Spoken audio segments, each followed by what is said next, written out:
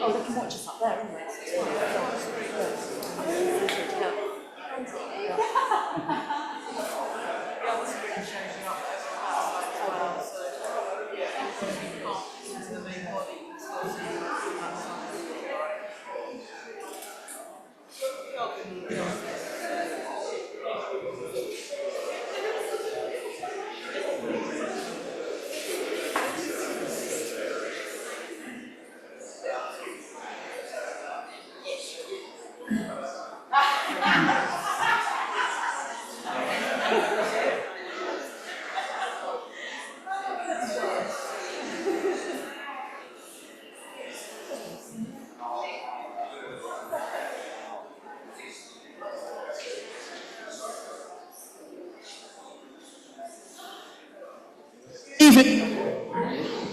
Well, that was a good test, wasn't it? Good evening, everybody.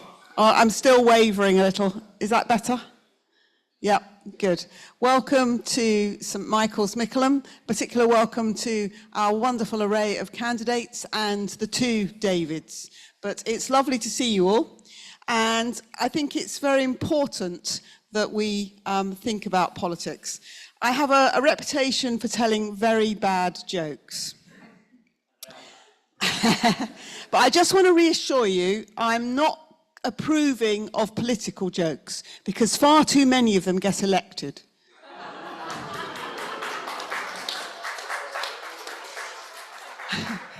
And I would like to reassure all the candidates that that is not my opinion of them, and that we know that you're very serious candidates and that you intend to stand up for the policies which you believe will be right for this area and for government. So we're very much looking forward to hearing what you have to say. In a moment, I will hand over to David Ireland and David Aubrey, who are in charge of these hustings, but being me, I'm just sort of taking over for a minute or two. A couple of very important things. Should you need the loo, you have to go out that door there, turn right, go to the back of the church, and then you'll get in through a door, and the loo is just there. So I'm not sure that we'll be going on all night, but if need arises, please do slip out. Another thing is, should there be a fire alarm, we have a warden on duty who will yell fire and point you in the direction of the back, that way or that way. Now, also, I'd just like to say, we are in this building which is set apart for the worship and service of the God of truth, justice, mercy, and compassion. And so I therefore trust that this evening we will all conform to those values and that we will treat each other with respect and courtesy. That doesn't mean you can't ask hard questions. It just means do it politely. I also thought we could start with a moment of quiet to prepare for this evening, just to kind of put aside the events of the day and to focus on the important things arising before this general election. If you are a person of faith, I invite you to pray. If you're not, just reflect for a moment on what we're here to do this evening.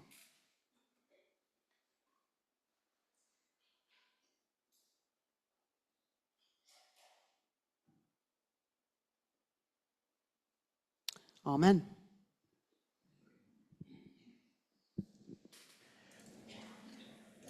Firstly, we ought to just explain the context in which David and I are here. I'm chair of Mickleham Parish Council, and you're in the parish at the moment, and David is chair of West Humble Residents Association. So that's... and the accompanying music is all part of the staging of this event. Right. I know that awful feeling. Happens to me on a Sunday. Good.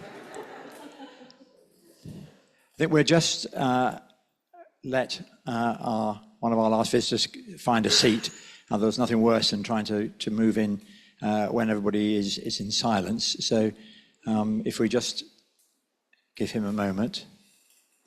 And perhaps while we're doing so, I can introduce you to something that may be of use in terms of knowledge.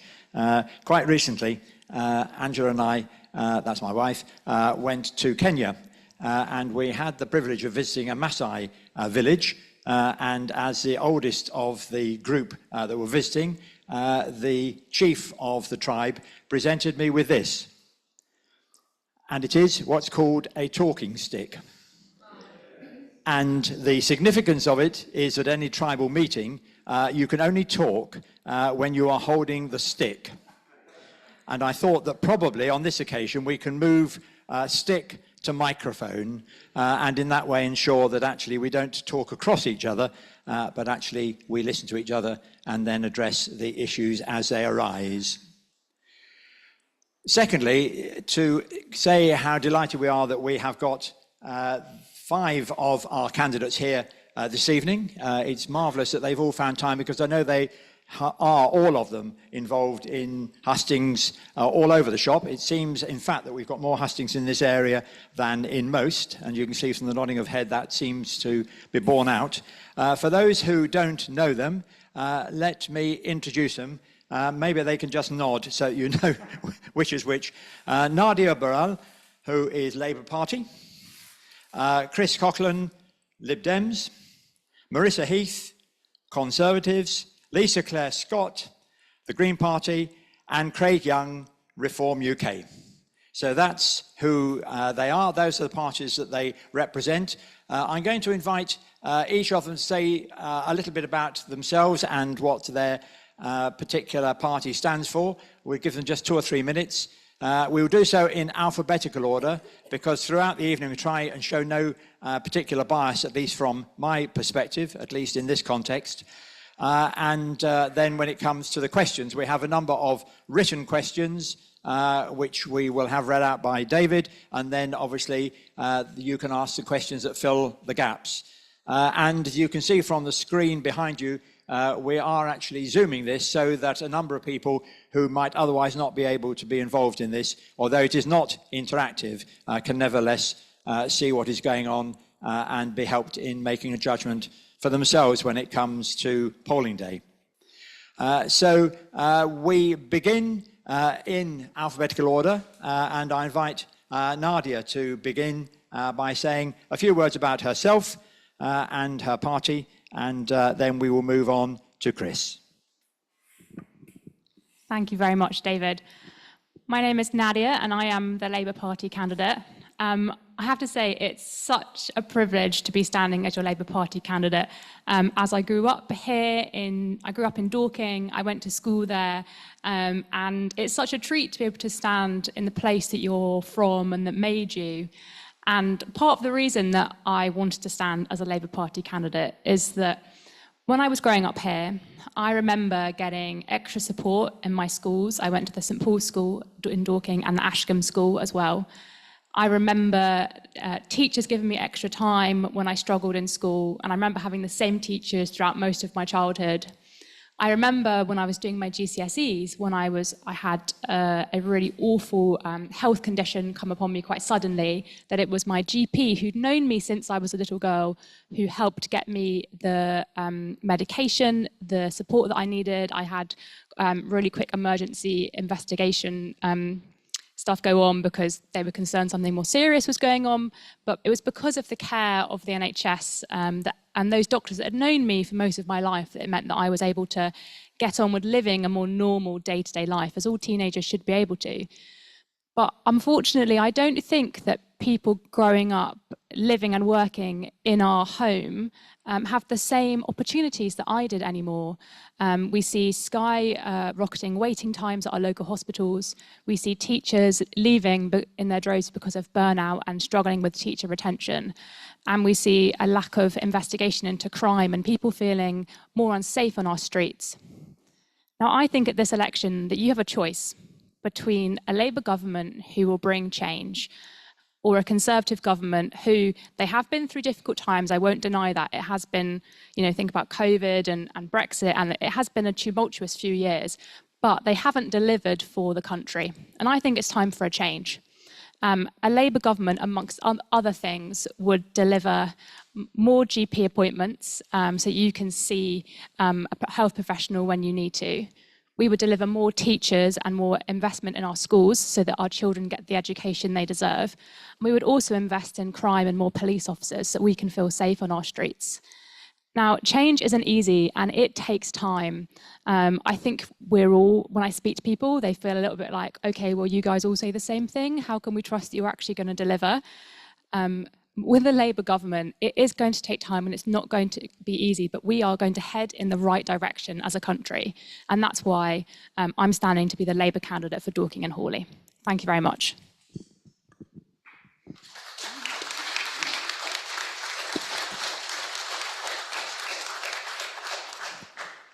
Chris. Good evening, everyone. I'm Chris Coughlin, and I'm running to be your Liberal Democrat Member of Parliament. Only the Liberal Democrats can beat the Conservatives here in Dorking and Hawley.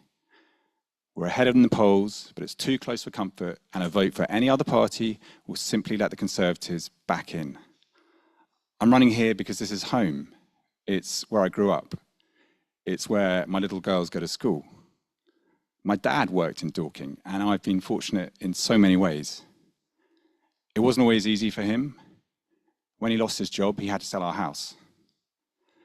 But he managed to start a business to support us, and he showed me that you can achieve anything if you just don't give up. He inspired me when I was injured in training in the army. I was medically discharged, told I would never run again, and that I could not be a soldier. But 10 years later, I was running again, and like my grandfather before me, I was a reservist soldier in the British Army. I was called up, embedded with Iraqi forces, and I fought ISIS.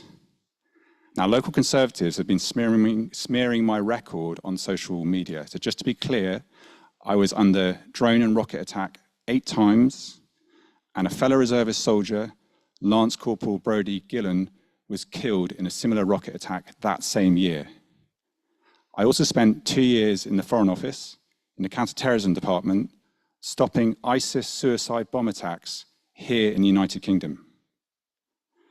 And during those 10 years that I was injured, I was working in New York for Deloitte and London for a hedge fund, until I realized I could also use my business skills to change lives. I quit my job and started a charity training entrepreneurs, and today we've changed thousands of lives. You see, I've learned that we do not need to accept things as they are. Change is possible, and I'm running it because we need change here. There's another dad at my daughter's school in Dorking who told me that he can't pay his mortgage, and he might lose his house, just like my dad. So whether it's because your child has turned up in A&E with tooth decay because you can't get an NHS dentist, or simply because our river is full of sewage, this Conservative government has failed. Now, local Conservatives don't just owe me an apology for their social media posts, they also owe you. Because just yesterday, my Conservative opponent tweeted that people voting Reform instead of Conservative, and I quote, are idiots. Idiots. Now, I may passionately disagree with my opponent, but I would never disrespect voters by calling them idiots.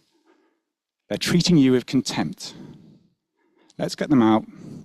It's time for change, and only the Liberal Democrats can beat the Conservatives in Dorking and Hawley. Thank you.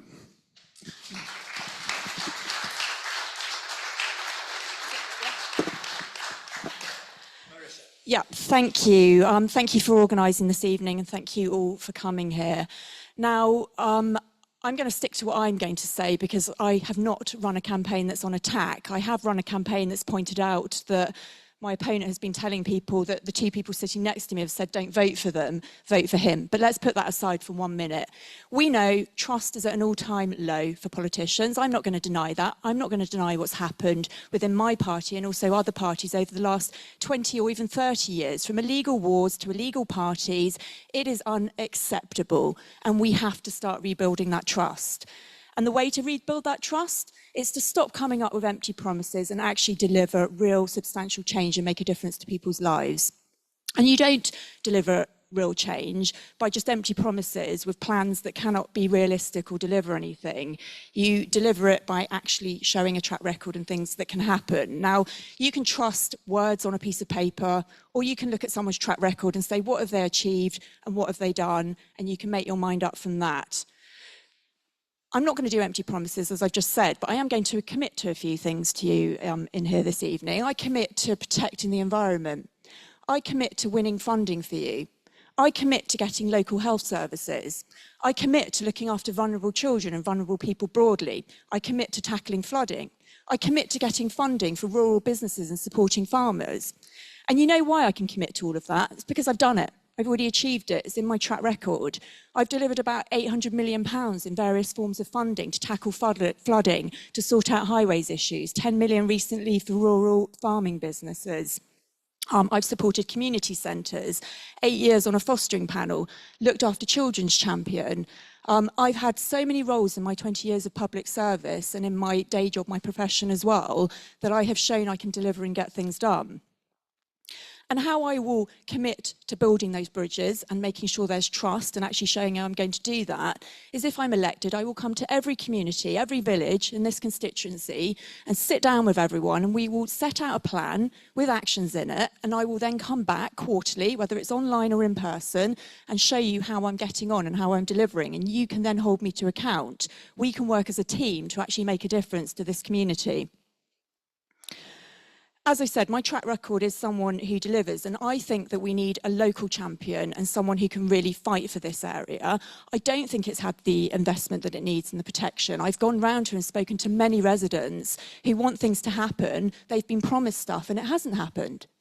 And the only way we're going to build trust is actually making it happen. So you can have an MP who's from a minority party, who sits on the back bench, who hasn't got that track record. Or you can put your trust in someone who has the track record, who's got things done, and because I've already changed legislation, I have changed government legislation, both in opposition in the 2000s and over the last 14 years as well, someone who actually gets things done. And you might say, what's one person? But one person can make a difference, they really can. History has shown us one person can go and make substantial change and difference, and I believe my track record shows I can do that. Thank you.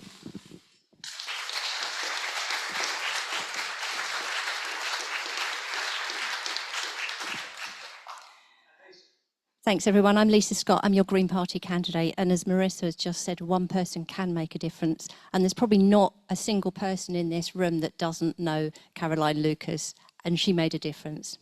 And this time round, we're looking to get a bunch of Green MPs into Parliament to look after you, to properly look after our country and to properly take care of our climate that's being utterly neglected in the media coverage of this election at the moment.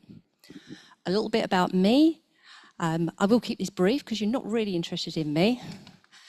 Or hopefully some of you are, because I'll be in direct contact helping you out. I was the first in my family to go to university. I was really lucky. That was back in the day when we didn't come out with £50,000 worth of student fees. My daughter's at university now, and she and her peers are looking to come out of university with a legacy of debt and still supposed to find somewhere to live. This incredible strain on their mental health, not to mention the fact that they know we're already at 1.5 degrees above pre-industrial temperatures. I started life as a scientist. I worked for 10 years as a research scientist. I was fortunate enough to be co-author on 9 papers. I know how to look at data. If someone gives it to me and it's rubbish data, I will throw it back at them. I then moved into project management for clinical research. I worked in oncology, I worked in rare diseases, and I worked in paediatric studies. I've been integrated with the NHS. I know how hard our doctors and nurses work and how deserving they are of respect and proper funding, which is why the Green Party will fund the NHS to the tune of £30 billion and social care to £20 billion. So you don't need to worry when you're starting to become more mature, shall we say. Throughout more recent time, I've become interested in sustainable housing. I've retrofitted my own house so that my energy bills are now negative.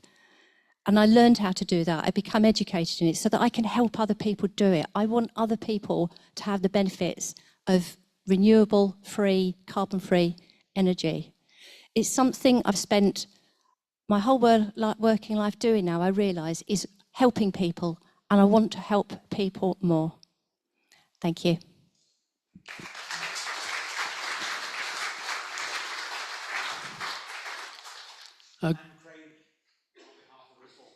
Thank you. Good evening, everyone. Hello, I'm Craig Young. I'm the Reform candidate, and I live in Surrey. I work as a commercial lawyer. I'm not a politician, but I decided quite a while ago that I wasn't going to vote Conservative again. That was in the Osborne and the Cameron days when they introduced the manifesto, and basically they lied in the manifesto. And I said, no more, I'm not going to vote for them anymore. So I didn't. And I have voted for the Lib Dems in the past, distant past that is. I canvassed with my father for the Lib Dems, who was standing for Parliament for the Lib Dems. But to me, they haven't got any policies. So I'm not standing for someone who's got no policies. I need to believe in the policies that I stand for. And I can say one thing, that if you vote, your vote is important. It is a vote for change, a real change, and we can make that change. The fact is that the sort of Labour change that's been talked about is no change. It's the sort of same old policies that they've been talking about for years, and it's not going to happen. There's not going to be any difference to what's happened in the past with the Conservatives. In terms of the housing in this area, what have the Lib Dems done in the last 5 years since they've been in power? In 2019, they came to power. They haven't passed a local development plan. There's been no or very little development in this area, in this constituency, and no social housing has been built, or very little, in the last 5 years. In fact, I just printed off the output of the 2023-2024 for the Lib Dems. It's red.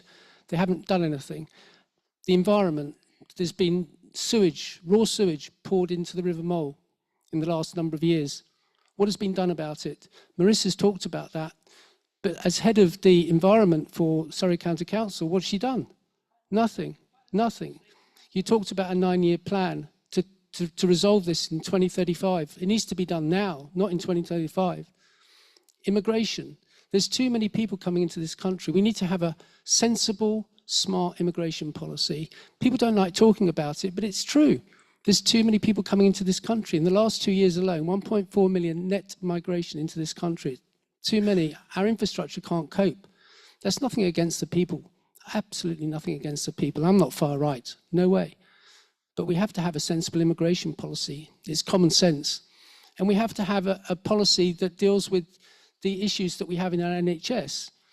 You know, we're looking at more frontline staff. We propose to cut the income tax that is payable by frontline doctors and nurses and consultants so that they pay no income tax in the first 3 years. Why? To get them to come into the profession so that will fulfill the holes that are existing in that sector at the moment. For policing, we're looking to be really hard on crime, and also we're looking to cut government expenditure by 5p in the pound, stop the stupid interest that's being paid by the Bank of England to the quantitative easing money. 800 million is given to the banks, and then paying interest on that money at 5%, which we're paying for as taxpayers. It's daft. So we will make real change and we'll make life better for people.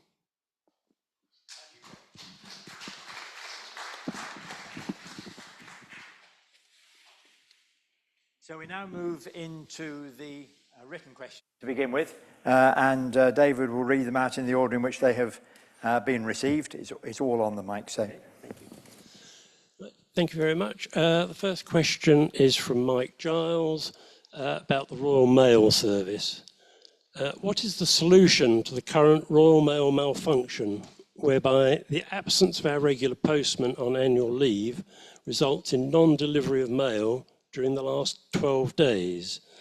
Is there a solution to it? Because it's not just this area, it happens over the rest of the country. Chris, I think it's first. So it does happen over the rest of the country, but it's uniquely especially bad in Dorking. I've raised this issue a number of times. I've run a petition on it. I've spoken to complain about it on BBC Radio Surrey in several instances.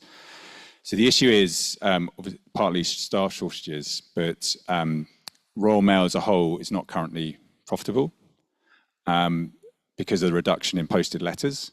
However, they do have a very profitable parcel business since the pandemic.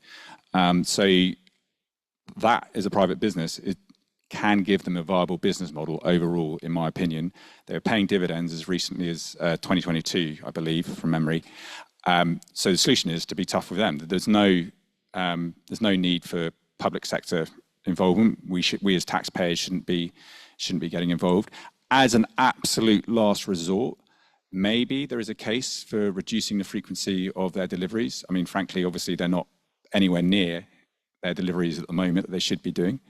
But I would like to see them getting a grip. There are plenty of profitable parcel companies out there, obviously, and frankly, it's a real shame that Royal Mail have lost their opportunity and their competition's come along and taken their business. So I think they just need to get a grip. Thank you. Yeah, I mean, I wrote to the Post Office Minister and had conversations. One of the issues is recruitment, so they're not being successful in bringing new people into work in the Post Office and keeping them. In this area, it can be quite hard to deliver posts because it's not as easy as an urban area where you're just going post, post, post, post. So that's made it more difficult. Now, the unions make it really difficult because you can't say, if you're in a more difficult area, we'll pay you a bit more to reflect that. So I think that's one of the problems that we need to tackle. But also, we've been having conversations with them to say, will they get involved in the Surrey skill plan so we can start talking and looking at how we recruit and get local postmen and looking at the whole job in a way that can suit people's lifestyles. So I had a friend, for example, who worked in the city, gave it up because he became a postman because he could get up at 6 o'clock and finish by 10 o'clock and he had the whole rest of the day. So how do we make this profession look good, basically? How do we encourage people into it? Like everything, it's about the right wage and the right environment. And I don't think the Post Office have done enough around that piece of work. We certainly haven't seen them engage. So I think it's about making them and coming up and looking at the kind of powers we've got to say, actually, you're not doing your job. And if you don't, I'm afraid there will be consequences. You've a carrot and stick, basically. Work with them, help them recruit. And if they're not delivering your letters, you have a right to get your mail, to know when your medical appointments are or your parking fine or anything like that. So we have to be both supportive and tough.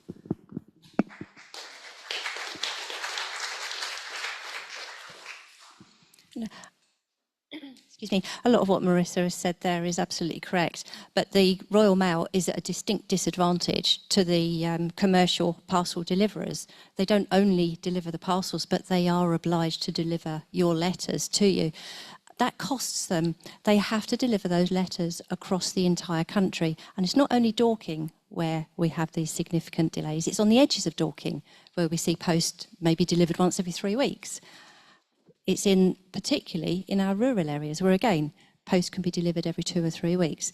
It's a major issue, and the root of the cause needs to be addressed. That means the advantage that the major parcel deliverers have over the Royal Mail needs to be addressed in order that they have a fair playing field. We need to have a subsidy to ensure that the Royal Mail letter delivery remains valid and financially supportive of the company. Marissa said the flexible working that the Royal Mail can offer, from starting very early in the morning, finishing late morning and having the rest of the day to yourself is really valuable for a lot of people. It gives family flexibility where one parent can take the child to school in the morning and the other parent, who's the postie, can pick them up in the evening. It makes real good sense to have a whole host of variations in working hours across our community, across our country, and it's something that really needs to be welcomed and preserved.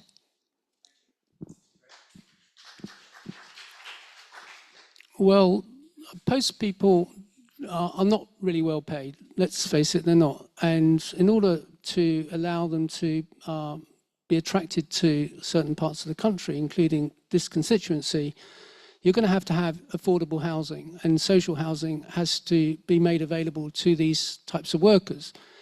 But the fact is that the Liberal Democrats, who have been in power for 5 years, haven't passed a plan to have affordable housing. So there's been very little to no affordable housing produced in this constituency. So it's little wonder that there is a problem with attracting these types of workers to these types of jobs. You know, one has causal effect on the other. And if you don't think about the causal effect that your actions, or in Liberal Democrats' case, inactions have, then it's going to impact on various parts of the economy. This is common sense thinking. And also, I agree with Marissa's point about the changing working hours. You know, you can look at certain ways. You can also do training and apprenticeships, which we're very much looking to do. We are the party for the working people because we will make change. Thank you.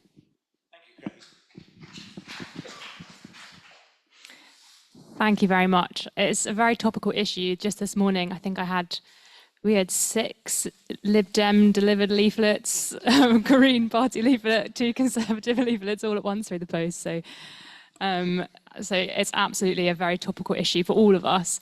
The Royal Mail is a national institution, and I think about it, especially from a social justice issue, that there are many people who don't use email and rely a lot on their post. And that's why it's really important that we need to get this sorted out. And as a country, it must be a priority. I think as well, a lot of us have lost faith in the Royal Mail over the recent scandals with the sub-postmasters and how heartbreaking that has been. So it's an absolute priority of a Labour government to make sure we get the Royal Mail in working order, because it's a public service, and we do need letters. You know, think about those who have had letters that have gone missing, or they haven't got them in time for important hospitals or court dates or things like that. We still really rely on our post, so we have to get it in the right order. I think I also agree with some of my colleagues who've picked up on the working conditions. A Labour government would bring in, that's not you, is it?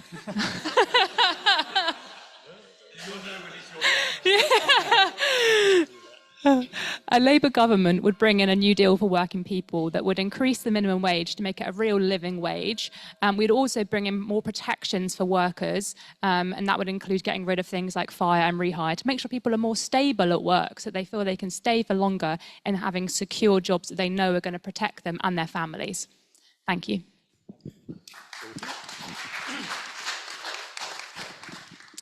Next question is on antisocial behaviour, speed and noise.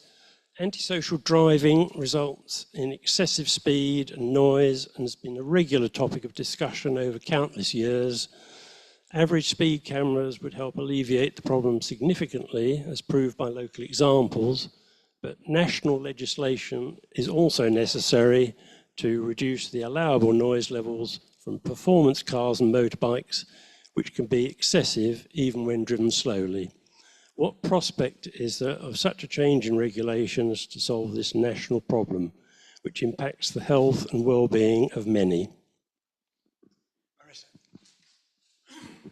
Well, I mean, it's an environmental issue as much as any other. So you're living in an area, AONB, I sit on the National Landscapes Board, as it's now called, and we talk about the issue of motorbikes in particular coming around here. Now, I'm up for people having fun, freedom to travel how they want to, all of that kind of thing, but we do need to think about the environmental aspects of this as well. So I think that probably tying it to that is the best way to look at potential legislation to bring down noise, But actually, there is such a thing, and people used to have this in the old days, it's just decency and common sense, not revving their engines and making all this noise and things. And I think we've got to get that back. Now, we've had another 395 police officers put onto Surrey's police force, so we've got a record number of police officers. But I don't know about you guys, I don't see them very often.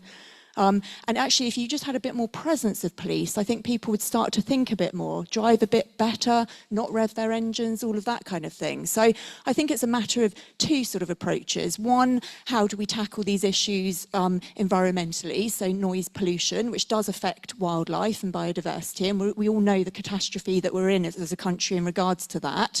We have a biodiversity decline, so we need to be tackling that, and also your general well-being and peace living in this area. But secondly, just getting back to a society where people care and think about these things. And it's a bit of the police presence to just make people think, and a shift in how we all operate together and work together. And I don't think it's impossible to get to that. I think people have just forgotten to an extent, and the sort of revving of motorbikes and things, you know, they're just not thinking about the disturbance they're giving to the neighbourhood. So all of those things need to come together. I'm not saying that people shouldn't go on their motorbike or their sports car. I'm sure it's excellent fun to do so, but they just need to think and care about others and the environment.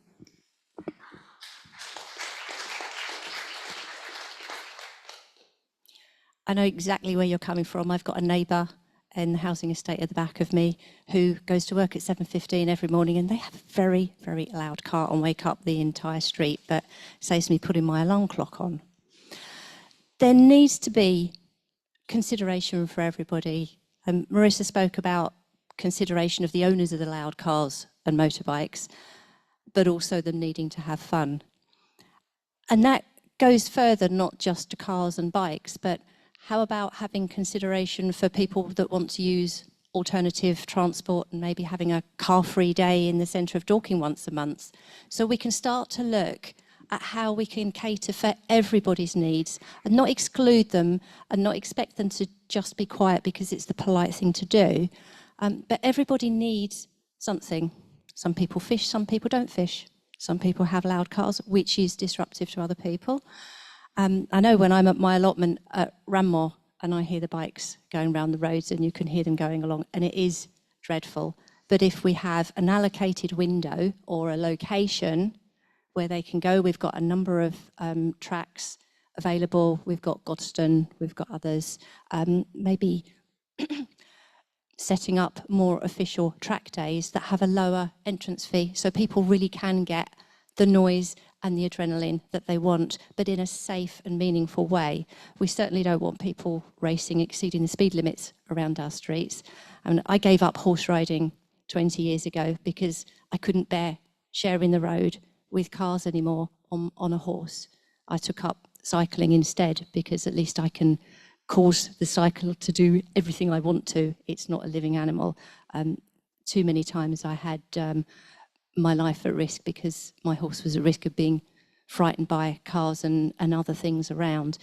And it's a case of having balance and consideration and proportionality, and we need to give an allocated time and window for all groups. Well, this is about consideration for others, and you know that comes from your parenting, and it also comes from your schooling as well. Clearly, you need to have consideration for others, and you're brought up to learn that. But obviously, those people that do not learn that, my view is, and the Reform's view is, that you have to have zero tolerance. So basically, if a crime, even if it's a low-level crime, like revving your engine at night when you shouldn't, then there should be a zero tolerance approach to policing, and that doesn't apply just to the towns and the cities. It also applies to villages and areas where people want to rest and be quiet. One of the other things that we're going to introduce is additional police, so 40,000 additional police up and down the country. And that means more people on the beat, more bobbies on the beat.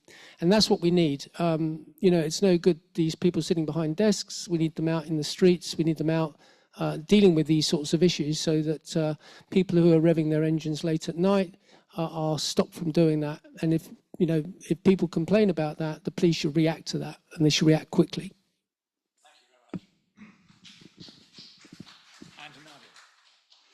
Thank you. I'm sure we all have had that experience of feeling a little bit afraid in our own neighbourhood, or being kept up late at night, or woken up early in the morning. It's not an experience that is only a few of us experience. Nationally, 20 million people every year witness or experience antisocial behaviour.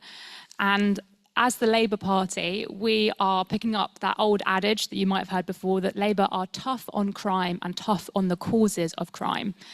We would establish new respect orders for those who are continually wreaking havoc in our neighbourhoods and town centres. That would mean that anyone who is causing antisocial behaviour, they'll get this respect order. And that order, if they break it, if they repeatedly doing antisocial behaviour, there is going to be a criminal sanction applied to that. Now, that is tough, but also we have to recognise that the people who are doing this, they tend to be young people, and we know that we've had so many youth centres closed over the last decade, and Labour will invest in new youth services. We're going to start something called the Young Future Youth Hub that will target young people in areas who are more likely to be influenced by crime or more likely to partake in antisocial behaviours, so that we are helping them move away from those sort of behaviours. So we will be tough on crime, but tough on the causes of crime. Thank you.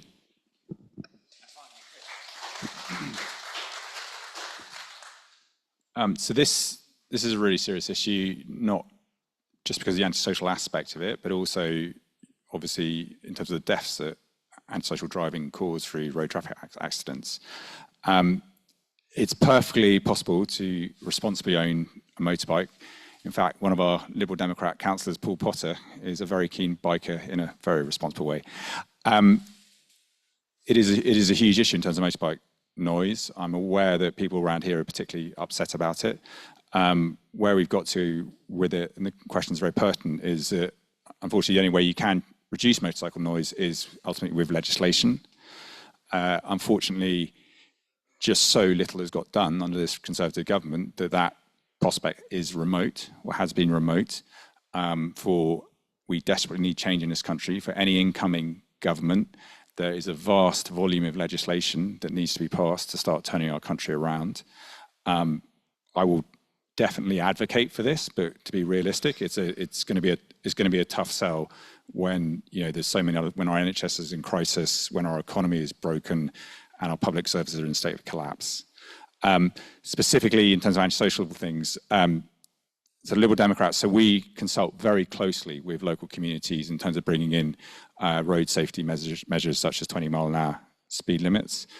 We only put them in where local communities want them. We're not doing it in a blanket area, so we consult very closely. And I personally run a number of petitions, for example, in Hawley on this. We also want to restore proper community policing so that it's visible. Surrey Police is one of the worst records in the country, actually, in terms of their performance. And so we want to have a new statutory guarantee that all burglaries will be investigated. And obviously the other massive issue here is potholes all over our roads, which is Conservative Surrey Council's responsibility. And it's just one more symptom of how the country's broke, sadly. That's why we need change, and that's why we need a new government. Thank you.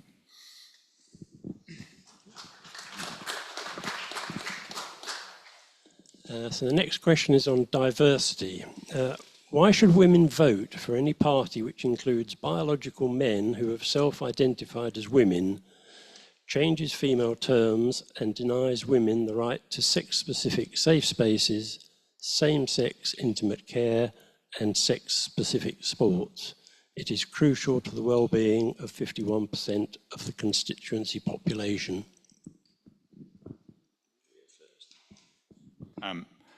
So this is an issue I feel deeply uncomfortable commenting on. I will, don't worry, because I'm neither a woman nor trans. I do not have the lived experience, and I don't feel I have a huge right to opine on other people's views. As Liberals, we passionately believe in the right of everybody to live their own lives how they feel fit, provided it doesn't conflict with the rights of others. We are not the party describing that question, because in this particular issue, there is a conflict of rights. Trans people exist. They deserve compassion, dignity, and respect. I'm also very conscious that there's an awful lot of anger out there from women, because I've heard it on the doorstep a lot on this issue. Very aware of that. And as father of 3 young girls, I welcome the recent cash review. I think that was a bit of a watershed moment, finding that I think there's no evidence of I think good outcomes for the use of puberty blockers for children. Where I sit on that issue around as a parent is, look, parents are going to make mistakes, but the state is, on average, I believe, always going to make more mistakes than parents. So parental consent is utterly vital for me as a parent. Women, to be clear, adult human females. Whether trans women are women, and I feel very strongly about this, it's none of my business. It's none of my business, because it's a statement of belief. Well, sex is one thing, gender identity is a different thing. And I think that the balance in the Equalities Act 2010 is about right, in terms of women having the right to safe spaces, separate sports, and separate prisons. Those safeguards need to be in place. But again, you're never going to win on this issue. I don't feel particularly qualified to comment to either. And I'm listening, and I think it's really important that this debate becomes an awful lot less toxic. You know, we all want to live together in a community with dignity and respect. And I do, for the record, feel that women have not been listened to enough on this issue. Thank you.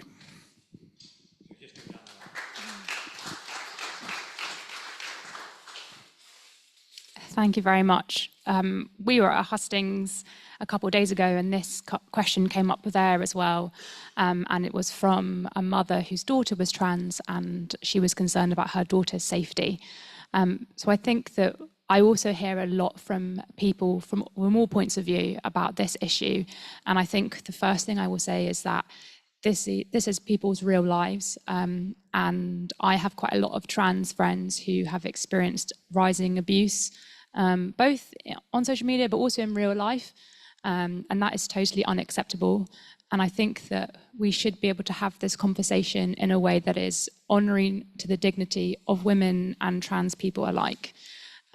I feel as a woman that I do not feel that the rights of trans people are at conflict with my rights.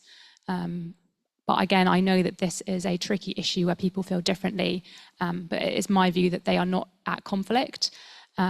As a woman who has experienced abuse and assault from men, and listening to the experience of trans people I know, they have been through similar, if not sometimes worse, experiences for being trans. I don't think that society as it is understanding of the experience that trans people go through. I also was really concerned reading the CAS report. I was really concerned to hear about the experiences of our young people, and I just thought they're being failed by our services. Our young people are being let down. The Labour Party is the party of the Equality Act and of the Gender Recognition Act. We were the party that brought those in.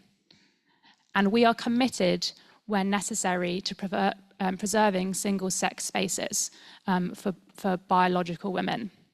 We are also committed to making sure that trans men and women are safe in our society and feel welcome and able to be themselves. Thank you.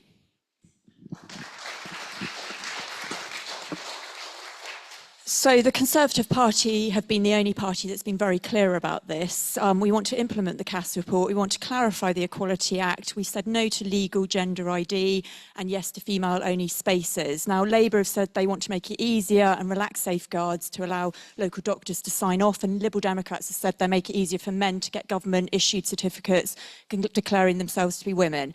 Every person has got the right to live their life as they want to. They shouldn't be at fear of persecution. They should have every opportunity equally. But a woman is a woman, it's biological.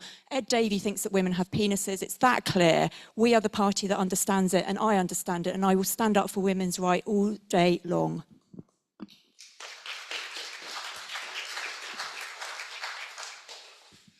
It is biological.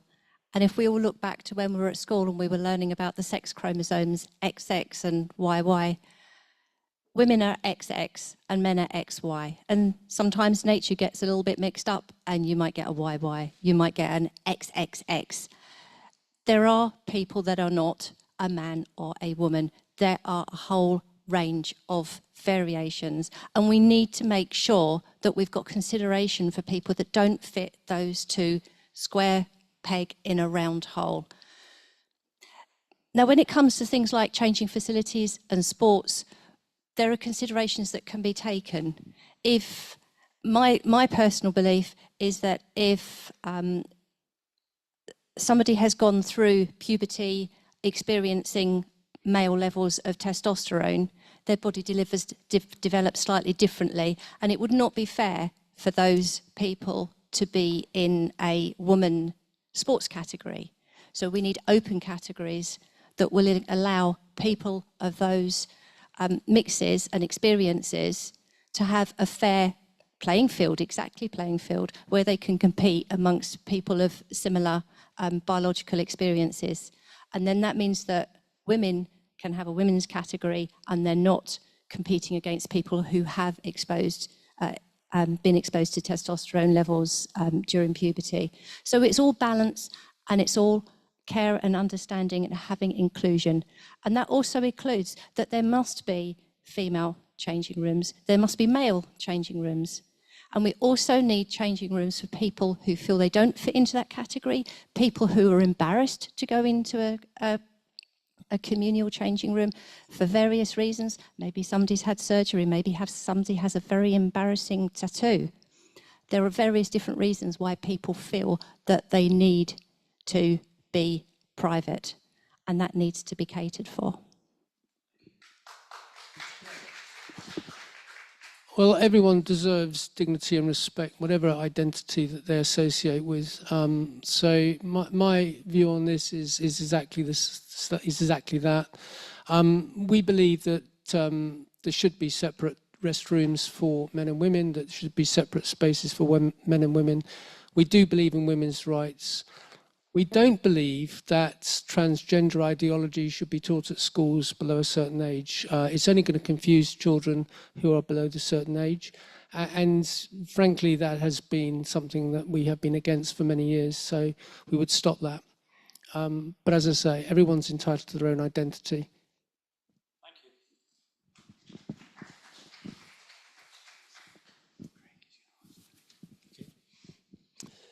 Next question is on the environment.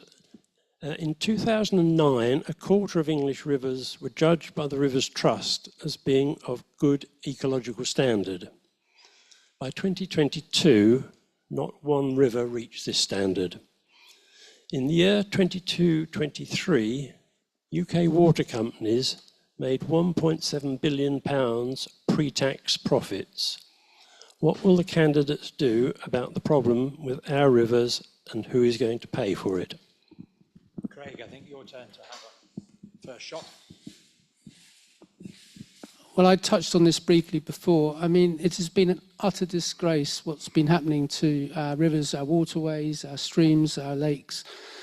The water companies have been allowed to get away with murder, in my view, and they have been polluting our waters and our environment for many, many years, and basically nothing has been done about it. In Surrey alone, around 20,000 hours of raw sewage has been pumped into our rivers in Surrey in 2023 alone.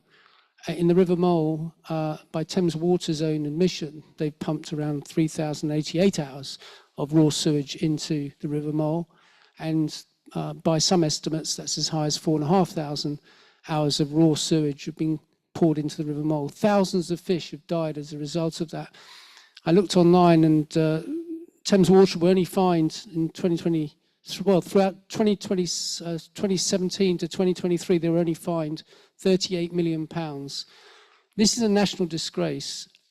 The Conservative Party has done nothing about this, and Surrey County Council has done nothing about this. The Liberal Democrats, who are in charge of Mole Valley, have done nothing about this. What should have happened is that Thames Water should have been put into special administration, or even before that, criminal sanctions should have been brought against the directors of the company, and they should be fined personally. But nothing has been done. Thames Water could have been put into administration, but the Conservative government have been too scared to basically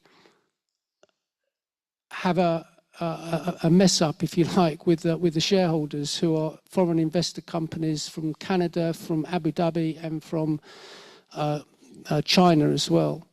They don't want to basically cause any problems with these foreign investors, so they've done nothing about it. We would do something about that. I would personally have a voice if I was in Parliament, to ensure that Thames Water were held to account for this, not just by fines by Ofwat, who've got no teeth, but also by putting them into a special administration, breaking them up, splitting the water company from the sewage treatment part, breaking it up so that effectively there's a London element and a Thames Water element, so they're manageable parts of the business. This is something that has to be done, and it should have been done years ago. Yeah, thank you. Clarification for Craig. Thames Water in this area remove the sewage, but they don't provide the tap water, that's SES water.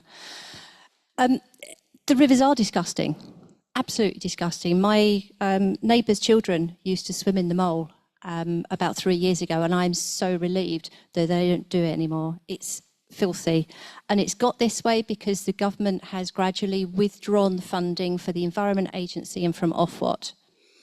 We need that funding returned so that the regulators have proper teeth. Introducing a new regulator's not going to make any difference because they'll be exactly the same as what we already have and will probably be the same employees. So they need refunding the Environment Agency and Ofwat. I'm part of a group of citizen scientists who goes out and tests the River Mole on a monthly basis now, and we've been gathering data along with a lot of citizen scientist groups across the whole country, and this is what's helped bring this matter to the public awareness. It's been swept under the carpet for years. The people that caused the defunding of Thames Water are long gone. Fining Thames Water isn't going to help. We need to treat the issue that we've got now. Part of that issue is building regulations. When a large development is built, when any development is built, there is a duty to connect. And I personally was sitting on a planning appeal where Thames Water had put in an objection against a 446 house development on the proviso, if it was approved, that a condition was be put in that the developer needed to provide some funding to help Thames Water to create that connection. Well, the developer said, no, there's a right to connect, there's a duty to connect, and that's got to change. There's so many laws which protect big companies and don't protect the environment. The water's also polluted by us. How many people here have got pet dogs and they use the spot-on treatment? That's neonicotinoids, the bee-killing pesticides. But very few people know that. So every time a dog that's treated with a spot-on goes in the water, they drop neonicotinoids in the water, which kills the crustaceans in the water. They're the bottom of the food chain. That means there's no food for the fish, and on. We all have to take responsibility. Any of us that are on HRT, any of us that take paracetamol. There's so many medications that go straight down the loo, and they're not cleaned out in our sewage system, and the whole system needs completely upgrading to take out these levels of pollutants as well. And when the government agreed that sewage companies could discharge untreated sewage into rivers during high periods of high rainwater, that discharge doesn't need to be cleaned from the bacteria that appear in what comes out of our loos, shall we say. The whole system needs to be upgraded, and the legislation needs to change so that the water that we are putting back into the rivers, and let's face it, we take out a lot of water from the rivers by abstraction to feed our taps. It has to go back in, but it has to go back in as clean. Thank you.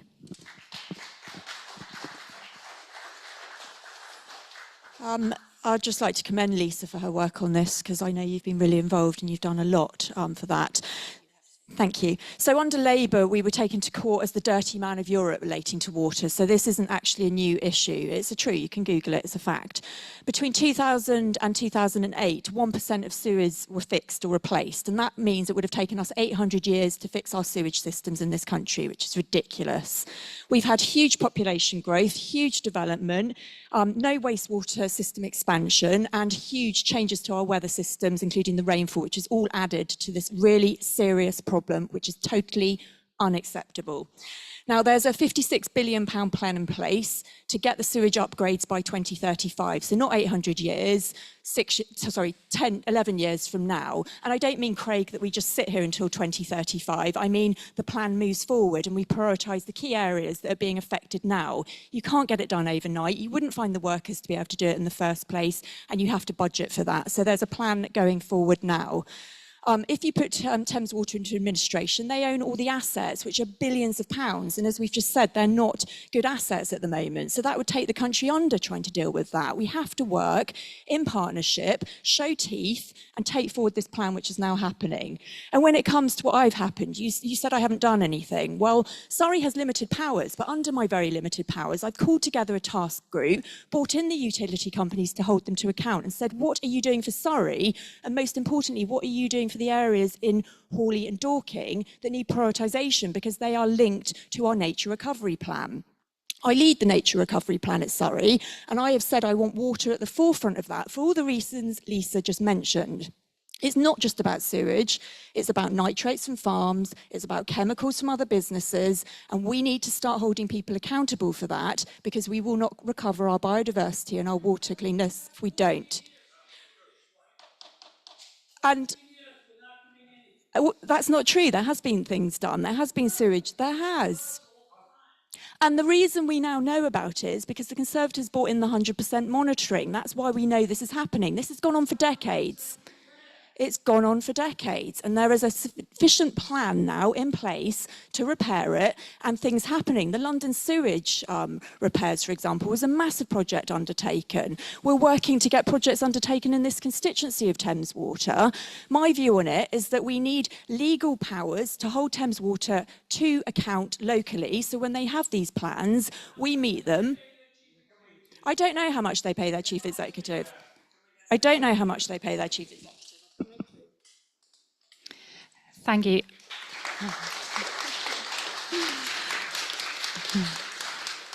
I think we can all agree that it is a problem. And I think all of us at the table here, no one here is going to say, oh, we're really glad that sewage is in the water. But what I want to tell you about is what a Labour government would do to stop the sewage in our waterways. The sewage bosses, so those who run our water companies, have taken away about £10 million in bonuses. Now, if I was doing a bad job as they, I think I might lose my job, let alone not get a bonus.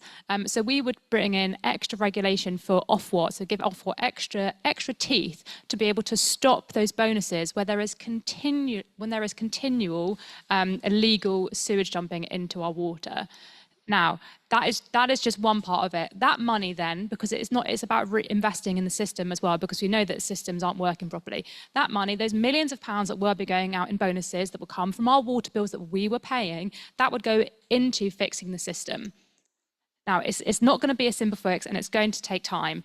But I think that we would also introduce making sure that there would be consequences for polluting. So you're not just saying you can't have the bonus, you're not just then investing that bonus in the water back into the water infrastructure. You'd also be, for those who are continually dumping sewage into our rivers, there would be criminal sanctions attached. Now, again, we know that it's a difficult issue and it's not easily fixed, but we think that ultimately, if you're responsible for continually, illegally polluting our waterways, there should be consequences. There would be consequences if you're an ordinary citizen continuing to break the law. They're doing that, so there should be criminal consequences. Thank you very much.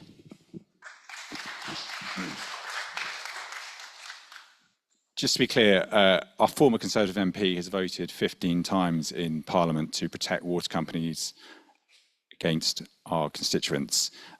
They've had 14 years and suddenly they have a magic plan to fix it. It's not going to change if the Conservatives remain in power. The Liberal Democrats, and I'm really proud of this, we're the party that have raised this up the national agenda over the last 4 years.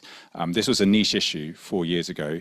I'm really proud that in every single hustings I've attended, we've been asked about that. And that is the Liberal Democrats, and that shows how effective we can be in opposition. And just for that record as well, we have a proud record. Generally, we held Labour to account by opposing the war in Iraq when the Conservatives did not.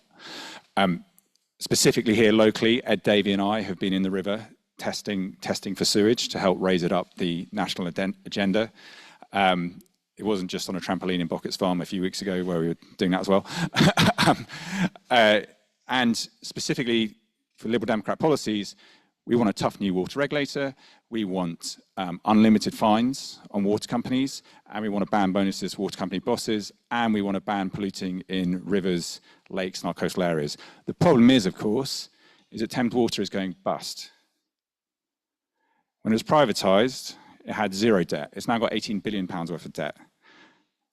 The Conservatives want you, the taxpayer, to pay for that.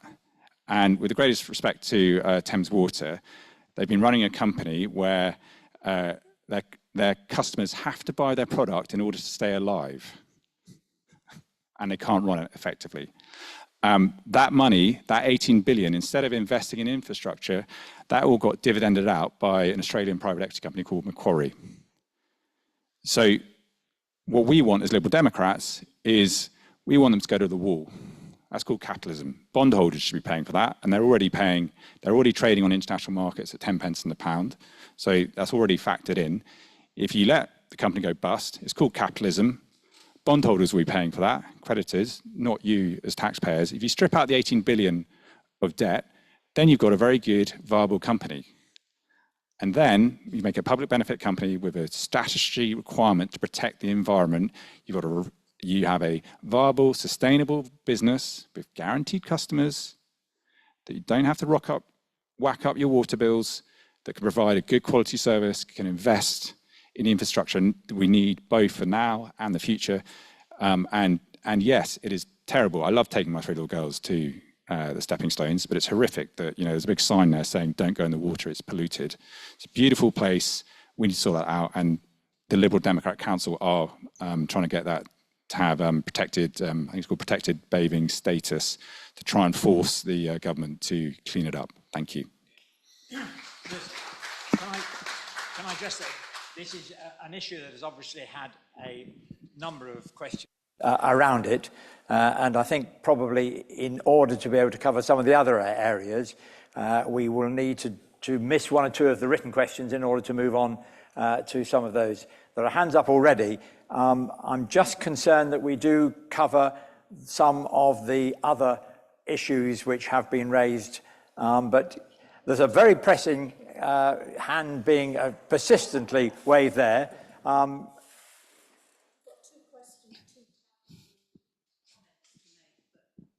Yeah, just really quickly. It won't be a taxpayer only who would be bailing out. It needs to be renationalised. If Thames Water is allowed to go to the wall and bondholders pick up the bill, most of us hold those bonds in our pensions, so we will still be paying for it as individuals. Very quickly. I'm only doing this because if you don't have it on the microphone, it cannot be heard necessarily elsewhere by those who have any sort of hearing problems.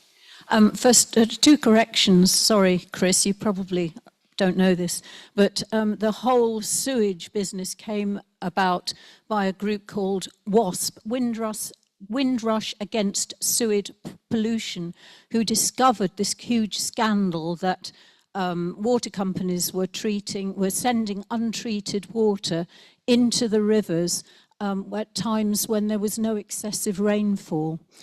That's the first thing, and it was this group and then Surface Against Sewage who really got this onto the public agenda. Secondly, about designated bathing water status, I was actually at the meeting when, with the National Trust, who own the land, and a Liberal Democrat representative. The National Trust categorically said no to this, and they gave their own very, very good reasons. And I have never understood why Liberal Democrats came back and said, oh no, we're pressing for this, it's going ahead. National Trust are the owners, and they had very good reasons. So thank you for listening. Is it quick? Oh, it's a very quick question to all of them. Maybe I'm on going. Very quick question. Good afternoon. Evening. Evening, yes. I know you had a long day. It's on. Superb. So if I was to walk down to the river, I love fishing. If I was to walk down to the river, pour a load of waste into the river, what would I get done for? And how would you approach that? It's quite an question, because why are we not hitting the people, causing these problems? Not hitting one brick, two bricks. Don't spend age on it, otherwise people will cover any other. Well, I mean, obviously there are environmental laws that, you know, prevent people discharging waste into the rivers, but that's the point. Thames Water have been actually allowed by the Conservative government to discharge raw sewage into the rivers where there has been storms. They actually permit it. I mean, as I said before, it's a national disgrace that this has gone on, and it's amazing that nothing has been done about it. You know, it's the same old. You know, they talk about things that they're going to do, and then nothing gets done about them. That's clear. Thanks. You wanted to, I'll answer your question, actually, rather than going around the houses. If you discharge effluent, then SES Water are really keen to know about unconnected properties, because it increases the levels of nitrates in the water. So you can report it to SES Water, who are trying to get that clean. Yeah, because the amount. Yeah, because the amount of nitrate in our water is very close to the limit at which the water will be acceptable for treatment to become tap water. If it gets much higher, SES Water will have to introduce an additional cleaning step to remove nitrate. And if people as an individual discharge into rivers, yes, you have to report it to the Environment Agency, but the Environment Agency. Well, I mean, so there's unlimited environmental pollution fines now, which could be hundreds of thousands to millions of pounds. So if someone's doing something like that and you catch them, you can hit them where it really, really hurts. The problem is catching them. Yeah, well, they have been fined, not as much as I think all of us on this panel would agree they should have been for what they've done, but that is now in place. Unfortunately, though, people are polluting our water all the time, not just Thames Water. There's companies, there's farms, there's all sorts of entities polluting our water, which is... Yeah, can I just make one point on Craig's point? So, Craig, do you want the sewage to go into people's houses then? Because until the infrastructure's fixed, where do you think this sewage is going? It doesn't magically evaporate. Okay, I think we've got enough open questions there to keep us going for a long time. But thank you. I know what you're trying to say is, you know, how do you catch the people who do it? But... Right. Kirsten, you had several questions in there, but I hope those have all been covered by that last question. We have to move on because we literally said we would finish at 9.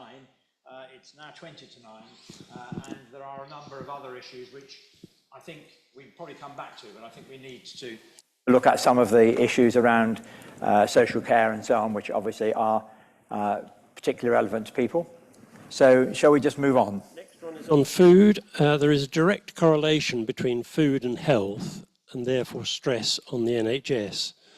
Therefore, it makes sense for people to eat good food, free from pesticides, hormones, etc. What will you do to ensure that our most deprived people get access to healthy, nutritious food, especially in schools? And will you be helping more communities and farmers grow food locally? Thank you very much for the question. We absolutely have to fix our food crisis. The NHS is in such a terrible position for multiple reasons. We have an aging population. We're also eating increasingly unhealthy food. I don't know if you've seen in the news about how more people under the age of 40 are being diagnosed with cancer, and they think it might be linked to our diets. I'm thinking particularly of Her Royal Highness Princess Catherine, who was diagnosed with colon cancer. We don't know why, but it was the increased number of cancer cases under 40 has been probably linked to poor diet. So we need to be tackling the causes of illness as well as illness itself. We do have a difficult task on our hands, and part of this starts with our schools. We see increasing numbers of children turning up to NHS, to A&E or to their GPs with rotting teeth because they haven't been cleaning their teeth, but also that's linked to diet. We need to make sure that in our schools we're having a good curriculum. We're going to review the curriculum and make sure that things about healthy eating are included in it. We'll have a full review to look at all the elements of the curriculum that should be changed, but healthy eating should be at the centre of that. We are facing a crisis, and it's not going to be easy. There's not going to be one solution that fixes healthy eating for us, because also, ultimately, people choose what they eat and what they don't eat as well. There must be an element of freedom, but with nudging in the right direction, we can help us eat healthier food. We can help our NHS, relieve the pressure on our NHS, and reduce the number of illness and long-term cancer cases to make sure that our population is healthier for the long term. Thank you. Yeah. Oh. Yep. So part of my day job is in shifting to sustainable food systems and working with farmers. The NHS is dealing with chronic disease. It's one of the biggest issues it's facing, and a lot of that is diet related, so we have to get this right. There's something about local food and funding the ability for small-scale farmers to produce food that we can access closer to home without all of the transport miles, and making that affordable, and that is a real challenge. And I mentioned earlier that I'd won 10 million quid for farmers, and it's exactly about doing that. It's exactly about supporting those farmers to do it. And then you click in and you create a community. So school programs where they're visiting the farms, where they're growing food themselves, and you're also linking it into allotments and that kind of thing, so we can get people connected back to food and thinking about nutrition. We've gone too far away, and ultra-processed food has taken over our diets, and it's been subsidised and supported to make it cheaper, and that's one of the big problems, food affordability. So at Surrey, we've set a food strategy, or in the process of doing it, which is about that. It's about working with schools and making sure, not just schools, care homes as well, hospitals, all sorts of places, to make sure they can access that good food. You have to do practical things, and you have to use your public procurement money to make sure that happens and you're delivering healthy food as well. As I said, it is about affordability. A lot of people don't have access to this kind of thing, so that's got to be the tackling to do that. But farming has become increasingly corporate. Big entities have taken over, as they have in so many elements of our life. And that is why we must fight to protect our rural communities, work with our farmers, and make sure that we are all supporting them and trying to buy local food where we can.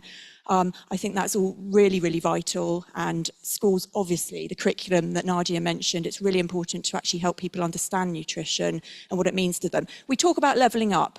Levelling up is not just about buildings, it's about giving people opportunities, and those who are not having good nutrition or who feel physically unwell and things will never reach their potential, and that's a problem for them and a problem for the country, and it's not creating fair opportunity for everyone. So I think this is a massive and really important issue, and thank you for raising the question.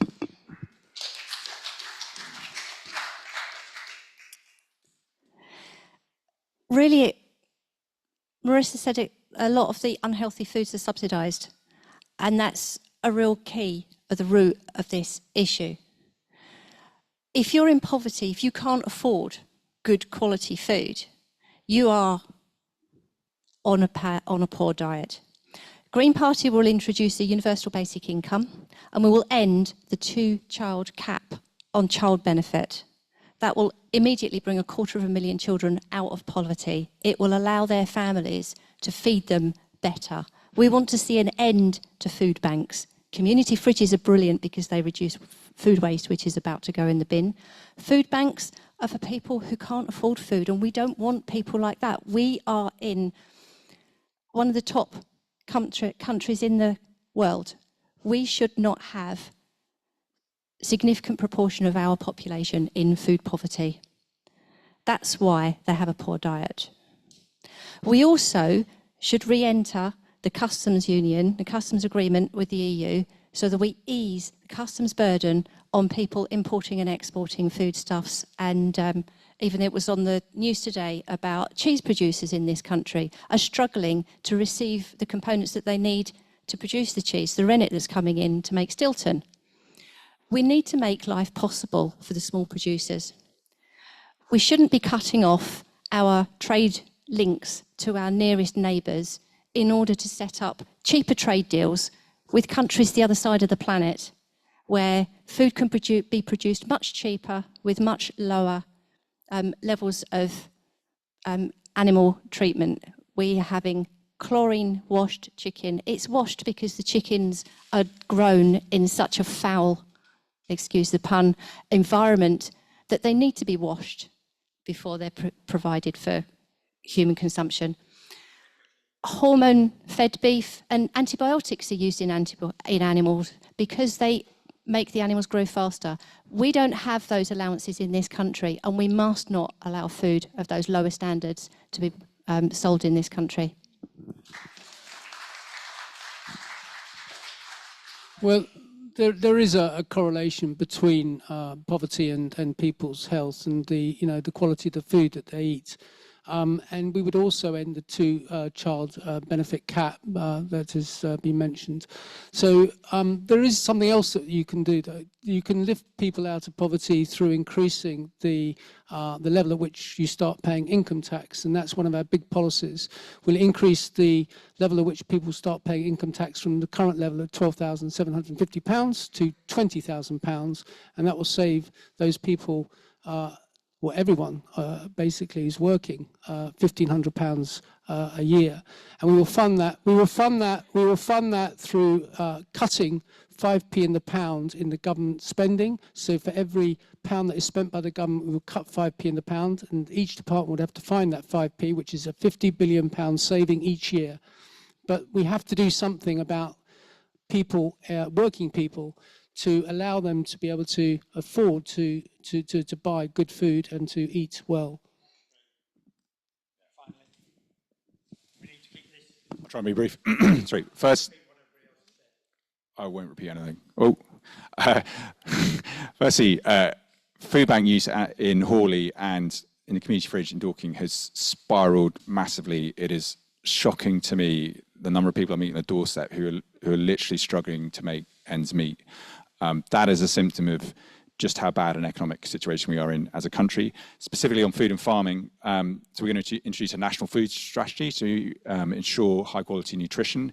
We're putting $1 billion extra a year into farming and a land management strategy to have ensure we have sustainable and high quality food.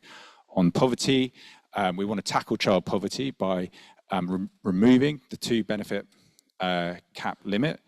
We want to extend free school meals to all children in poverty.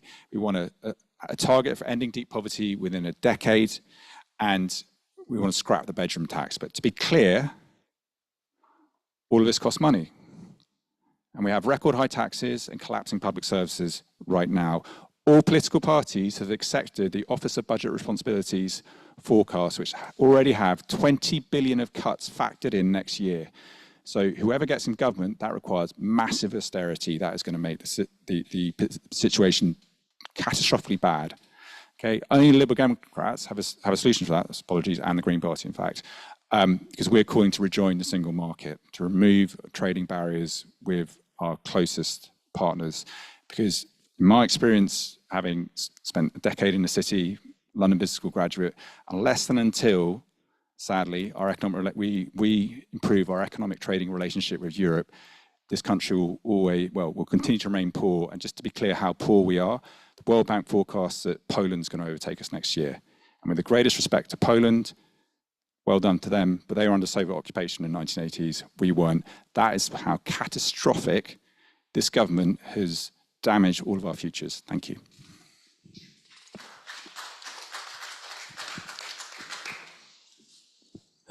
Next question is just for Marissa. Do you believe in tax cuts? If so, why? Well, I mean, as a Conservative, naturally, I do believe in tax cuts. Yes, it's the right tax cuts. And the reason I do is because history has shown that when you cut tax, people start spending more and money moves around the economy and people feel more confident. But where would I do the tax cuts? I think if we had the ability to do so and we weren't in such a difficult economic position. And by the way, if anyone's not seen the news today, 0.7% growth, beating the US, beating Canada, beating Italy, beating Germany. We're not doing that terribly. It's been a bloody hard few years, but actually it doesn't matter about last year. I'm talking about right now and where we're going. I'm talking about where we're going right now. The fourth biggest exporter in the world. The stock markets in London are booming, leading in Europe. Everything is so negative all the time. All anyone wants to talk about is negativity. And I'm not going to deny there's some big challenges in this country, huge challenges. But let's just be a bit real about things and look where we are with stuff. Tax cuts, things like stamp duty to allow older people in particular to be able to downsize and move home. Young people to be able to buy homes. I'd love to see that changed. I'd like to see inheritance tax reduced or got rid of, in fact. There's lots of things I'd like to see changed. But you do also have to be realistic and look at the budget. We've got a huge debt in this country because of COVID and what's happened over the last few years. It's important to use common sense, be practical. And actually, although everyone wants to criticise Rishi Sunak, he has brought stability to the country and our economy is not doing as badly as most other G7 economies at the moment. That's the truth. Conscious of time, I'm going to suggest that there is another question coming up immediately, and then we'll just ask you if you're happy to stay on for another 10 minutes so that at least we can cover one or two of the issues. But I would like to get your kind of consent, having got you to commit to 9. So we'll go for this question, and our candidates are very aware of the time, and so they will answer with incredible precision and not repeat what anybody else has said. So here we go. This is a question just for Nadia. Oh, is it? No. Oh, this should happen quite quickly. Do you really think that a 16-year-old has had enough life experience to make an informed choice as to who is best to take on the complex job of running the country? How many will have earned a living and experience being subjected to significant taxes that will be spent on their behalf and which would affect that choice? Thank you for the question. I was at Ashcombe School at the beginning of the week visiting the 6th form A-level politics class, and I was blown away by their intelligence, their ability to deal with complex issues and understand their own mind on various different topics. Our 16-year-olds, they can pay tax, they can join the army, they actually can do a lot, and yet if you're taxed, why shouldn't you be able to decide where that tax money goes? I've met plenty of brilliant 16, 17-year-olds who want their say on their country's future. And I think seeing what we have seen, and especially young people, what they have been through over the past 10 years, let alone 14 years, they should have more of a say on their right to decide what policies we do and what future they have for themselves. Thank you.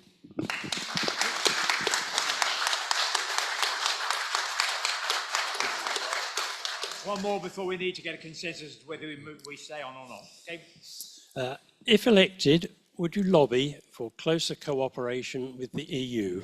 I think you just covered that. Thank you. In short, yes, the Labour Party would push for closer ties with the EU. We don't think that we should be thinking about rejoining the single market or the customs union or revisiting Brexit, because frankly, we're all kind of traumatized by Brexit as a country, and I think we need to move on and move forward without revisiting that. And of course, there are things that have not gone right with Brexit, and that's why, our European neighbours are our closest neighbours. Of course, we should be working closely with them and revisiting our relationship and having a positive relationship with them, and so that we can get things done. And particularly, some of the issues we face are on the international stage. Think about climate change, think about defence. Those issues, we have to cooperate with our closest neighbours. So yes, we will be seeking closer ties and a better relationship, but we will not be reviewing Brexit or thinking about rejoining the customs union or anything like that. Thank you. Well, I mean, it is. Of course, we should have good relationships, but the EU's changing as well. I mean, the EU politically is moving to the far right in many areas. I'm half Dutch. I know about it very clearly. This is a different EU to the one we left in 2016. I would like our attention to go on building our relationship with the Commonwealth, actually, and looking for partnerships that we can do with them. We've just signed a huge trade deal with the CPTPP, which is Canada, New Zealand, Australia, all of these countries. We should take advantage of that, and perhaps our young people could be going over and working there, and vice versa. They could be coming working here, and we could have huge relationships with all sorts of different countries internationally. The UK is still a diplomatic player. Again, despite what everyone says, we still go out there, we get involved in things, whether it's Gaza or Ukraine. We should stand up as a proud, patriotic country, have civil relationships with everyone, and support the moral good internationally. And our foreign aid budget is very important in doing that, by the way.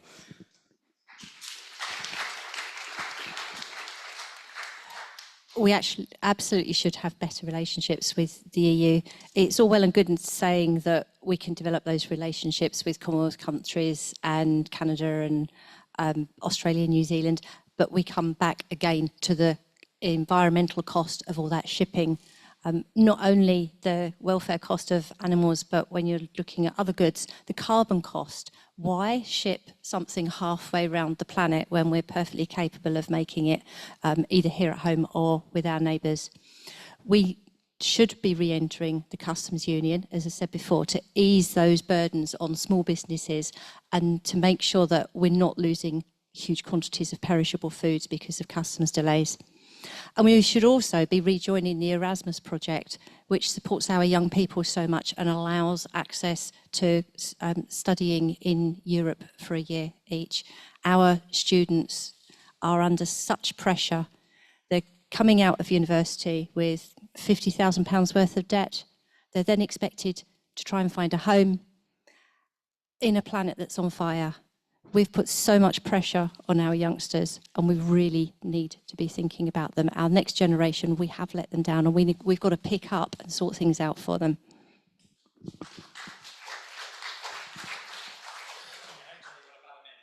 Well, quickly, there is a trading cooperation agreement between us and the EU. The fact of the matter is, though, that it's difficult for our people to export to the EU because there have been trade barriers put up by the EU. So effectively, the value of imports coming into this country is about £100 billion more than the value of exports going out into the EU. And that's been a problem in our trading relationship since we left the EU. Whether you voted for or against Brexit, it doesn't make any difference. What you need to do now is to sort out that trading relationship to make it equal, and it's not equal at the moment. I think probably another 10 minutes or so would literally cover some of the broader issues and give you maybe a quick chance for feedback. My question goes to... Before, no, are we happy to carry on? Sorry, just being...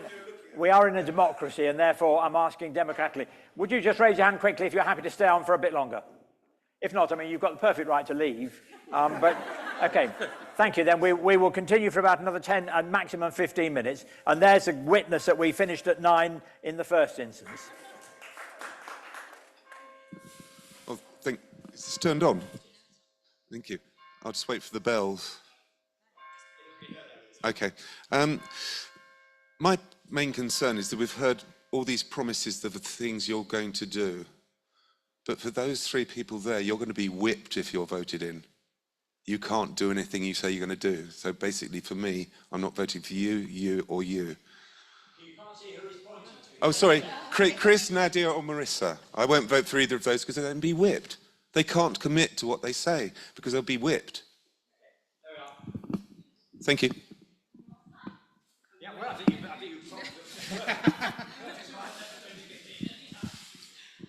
I mean, you get things. Look, you get things done by people coming together and achieving them, okay? So that is a true thing. But I've changed legislation and policy. I've got acts of parliament that I've done myself because I've led teams, and I've worked cross-party in my day job. I've got no qualms that I will get things delivered, whether I'm in opposition or whatever, and I have stood up for what's right in my career. You can look back over it. I've even stood up against my own party when I don't think things are right, and it's about time politicians did that more. Thank you. Good example. all of the policies that I have spoken about tonight are all Labour Party policies, and I have spoken about them, I hope, with such vigour to show that I really believe in them, and that's why I'm the Labour Party candidate. And I will be standing up for these policies and voting them through if Labour are in government. But also, I also am a person of conviction, and if I really do feel deeply that I cannot vote, especially with constituents coming to me saying, I can't stand for this, I don't agree, then I will be speaking with my party at length saying, this is not what my constituents want, and I don't feel that I can vote that way. But in the round, all of the policies that I'm talking about, those are Labour policies, and I will be pleased to support them. So firstly, I passionately believe in Liberal Democrat policies, so it is highly unlikely that I would vote against the whip. That is why I'm standing here on this platform, proudly behind the Liberal Democrat manifesto. But I think you're exactly right. If you get a Conservative in here, then you'll have more 15 years of voting 15 times against water companies in Parliament. I'm not entirely loyal to the whip, though. I do what I think is right. And I'll give you one example of that. When I was a district councillor here, there was a motion introduced by a Conservative councillor around parental leave for councillors. It was something I felt very strongly about. I did not think she was doing it for political purposes. I thought it was genuine what she was doing. So I spoke in favour of what she was talking about, and I actually abstained on the vote. So I defied the whip on that. So when I think it's important, I will defy the whip. And frankly, I couldn't care what the consequence of that is for my own career. Well, it's not voting in, yeah, it's not true. It's not as going far as voting against, but it wasn't voting for it either. Yeah, no, but I take your point. Sorry, actually, just to come back to you on that, just to be crystal clear, if you want to make change, and you need to choose your hill to die on if there's an issue you feel strongly about, okay? Because, yeah, sorry, you need to sacrifice your career on, right? If you're going to sacrifice your career for an issue, you need to choose your issue carefully, because if you sacrifice it too early, then there might be something even more important coming down the line. An example of that I would use would be Rory Stewart, for example, who I think is actor. Continue this forever. And you can continue it afterwards. Well, yes, it was just that he was pointing at these three. That's why I gave it to these three. You're not likely to defy your whip, or are you likely to defy your whip? Have you? No, that's why I say you're not likely to defy it. Yeah.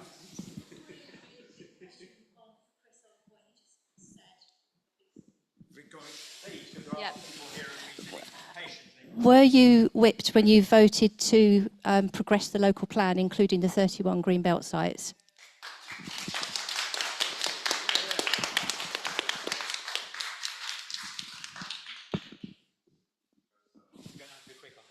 Yes, but I believe the local plan was correct. It's we have it's a serious question. Right now, we have a housing crisis in this country. The average 20 to 34-year-old in 1997 was a couple in a family with their own kids. The average 20 to 34-year-old today is single living with their parents. That is a devastating cost of the housing crisis. We have to compromise somewhere on this issue. I believe that the Liberal Democrat local plan here for Mole Valley is a very reasonable compromise. It sacrifices 1% of the green belt, 40% affordable housing. We all need to make some form of sacrifice. It is hard, I know, but if we don't build the homes for the future for our kids will not have a future. Thank you. Fina, can you judge from the back who is the next question? Sorry, because it's very difficult from here. We'll try and make questions and answers fairly swift. Thank you. Good evening. Sex and gender is a hot topic of conversation, with more female candidates here this evening than ever before, which is frankly very refreshing, and with a real determination to see representation reach 50-50 in Parliament. There is every chance Dorking could elect its first female MP. My question, with the vast majority of MPs being men, and in an area such as this, which has always been represented by men, is it not time to change that? And if not, why not?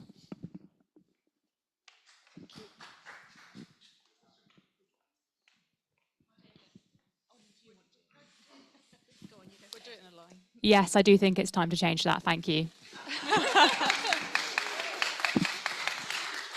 I mean, look, at the end of the day, you need the very best MP you can get for this area, regardless of sex, okay? I think we do need more women in Parliament. We need that balance, of course we do. But just to let the person who's going to deliver and get some stuff done for you.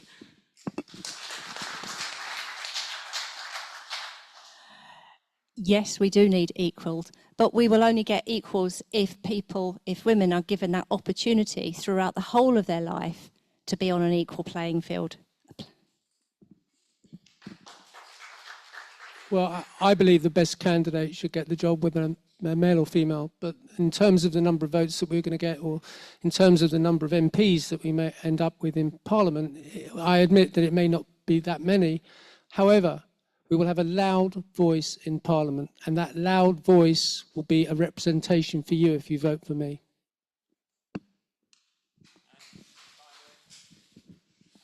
Yeah, as a man, it is about time we change that. And I'm very proud that the Liberal Democrats, the majority of MPs are women. And the Liberal Democrats do not have all-female shortlists in their parliamentary selection. The reason for that is because they already have over 50% women as their MPs, so therefore it would be illegal under the Equalities Act. There is an exception when you have less than 50% of MPs. So to your point, Roger, we've already achieved that as Liberal Democrats. We are passionate about equality, and I really look forward to fighting for equality if you elect me as your Member of Parliament. Thank you.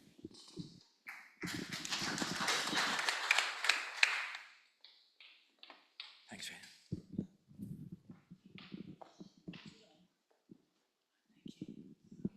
Good evening. Is it on? Yes. Thank you very much, panel. The thing we haven't spoken about all that much, I think, is education. I was a teacher for 40 years. I congratulate the Conservative Party because I believe that the reading ages of our children have risen, and we are now 8th in the world, whereas we were rather less than that. Well, if our educational standards are rising, why is it that when children leave school, we have so much more social unrest and so much mental health problems? Surely our children should be better off if they're better educated. So is there something that we're missing in our education at school that you think we could improve on?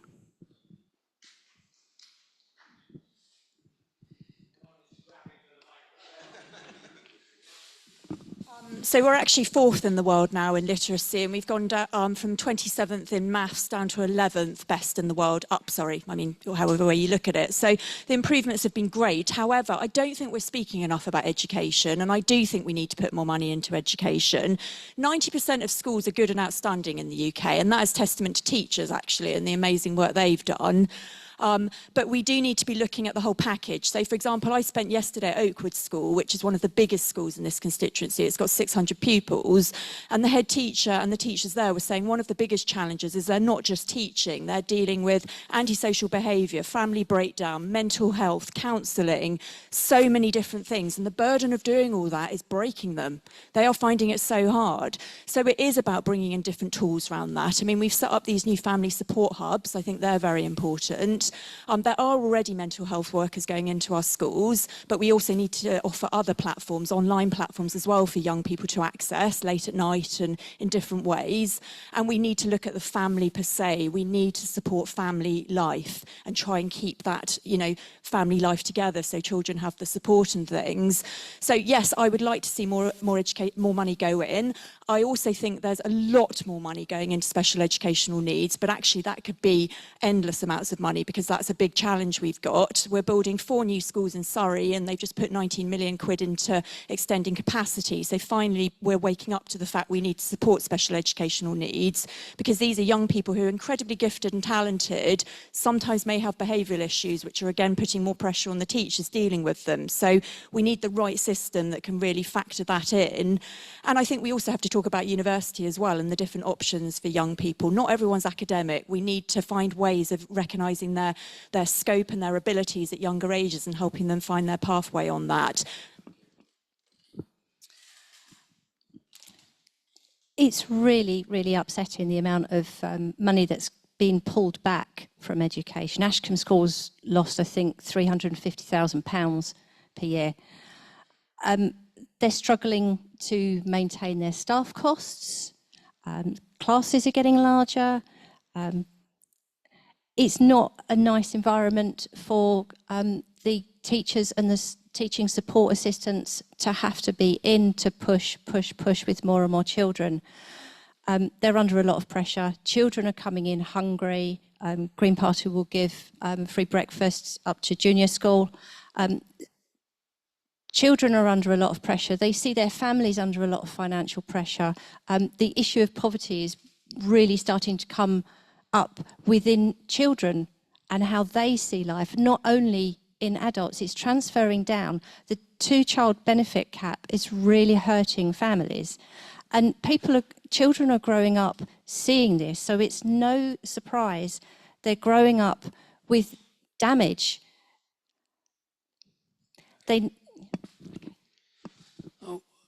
Well, just quickly, there's a number of factors obviously involved. I mean, in impacting the numbers in child classrooms. We talked about immigration problems. We're talking about, other things that impact on the economy, that have an impact on their parents, on their ability to afford things, and that impacts on their children as well. So the social economic issues aren't distant from this problem. They are very much alive, and if you invest in the economy and you make the economy grow, then people will thrive, and hopefully their children will thrive. You've got to give people opportunity, and if there's no opportunity for people, then you're going to obviously get problems with crime and social issues such as children at school behaving badly. Thank you. I'll try to be quick. Whilst we have seen literacy improving, and that's fantastic in schools, education isn't just about one area. We need to look at multiple areas of our children's education. We've seen that there's been a decline in quality of teaching when it comes to maths and STEM subjects. We've also seen that children aren't able to access as much art, music, drama, because schools are having to make cuts in those departments in order to fill in other crucial parts of their curriculum. The Labour government is committed to investing in education to make sure that our children get a well-rounded education, including those the arts. I remember doing GCSE drama at Ashcombe, and it gave me a lot of confidence, actually. And you would think that the subjects like that, they can be ignored, but they're really important to developing well-rounded human beings. We'd recruit more teachers to help deal with teacher burnout, and also give teachers more training to help them deal with challenging behaviour as well. So we really want to invest in our schools to have a well-rounded, balanced curriculum and have that curriculum review that I spoke about earlier. Thank you. So in my biased experience, Dorking teachers are the best teachers in the country. I experience that every day taking my girls to school because the head teacher's on the gate, and I've been blown away by just how dedicated they've been to my girls. Speak to any teacher teaching right now, they're exhausted. They have been, the building's falling apart, they're underpaid. The amount of goodwill that we've been asking teachers to put up with to deliver our kids has been astounding. That's why, as Liberal Democrats, we want to increase funding per pupil above the rate of inflation to properly fund our schools. You raised an excellent point on mental health. We want particularly obviously since COVID and the devastation that's done to our kids. My little girls it was pretty tough on them, spending 2 years aged 4 and 6, I think, learning remotely instead of in a school. So we want to put a mental health professional in every school. The one issue that I would like, if I'm your MP, to most make a difference on is special needs children, and that's because time and time again, I've met, frankly, hundreds of parents in this constituency who are tearing their hair out because they can't get their special needs kids the support that they deserve. Surrey County Council has one of the worst records in the country. Only 22% of kids get their ECHP assessment within the statutory 20-week limit compared to 53% nationally, which is still pretty horrendous. And the one tangible thing that I am doing about that is I've asked 2 special needs parents, and they've agreed to stand for County Council next year, because I believe the best people to be in charge of special needs provision in Surrey are special needs parents. Thank you. This isn't fair on. Okay, but this isn't fair on. This isn't fair on all the educational workers in Surrey County Council. So we've reached 74% of the timelines on the ECHPs. Numbers of children's waiting is reduced from 1,000 to 118. The wait time is reduced from 20 weeks to 10 weeks, which is beyond the statutory timeframes. We've got 14,500 special educational needs, which is the highest in the country. There are issues, absolutely, and there are some people that need more help. But please don't undermine the hard work going on by social workers and people in the education department who are trying to tackle this issue, because you keep using incorrect data all the time.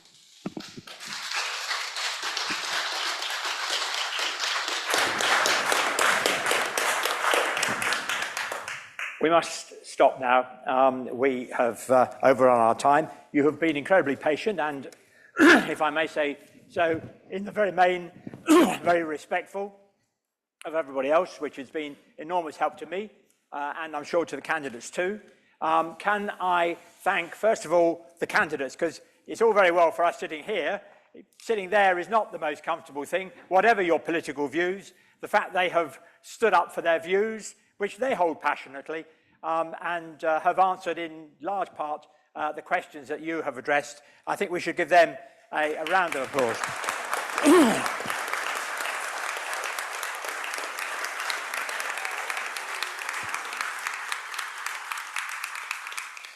To remind you, simply because someone, as they came in today, said, well, this should affect the vote that I make on Friday, the general election is on Thursday of next week. I just think it might be helpful for us all to vote at the same time, or at least on the same day. And finally, to say on all our behalves, a very big vote of thanks to our parish priest, our church wardens, and the congregation here at St Michael's for hosting this event, because it has been a perfect location and in every sense a most appropriate one. So a thanks to them, to all of you, and safe travelling home despite the traffic lights.